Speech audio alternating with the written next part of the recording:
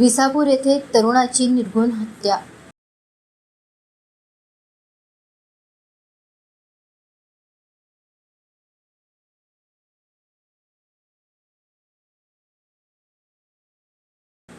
बल्लारपूर येथील गुंडांच्या टोळीने पाठलाग करून एका तरुणाची निर्घृण हत्या केली।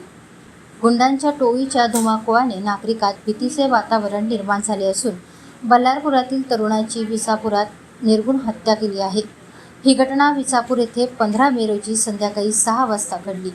विराज आगधारी राहणार किल्लावाड बल्लारपूर असे हत्या झालेल्या तरुणाचे नाव आहे। जुन्या वैमनस्यातून सदर हत्या झाल्याचा संशय व्यक्त केला जात आहे। हत्या करून आरोपी फरार झाले असून पोलीस आरोपींच्या मागावर आहे।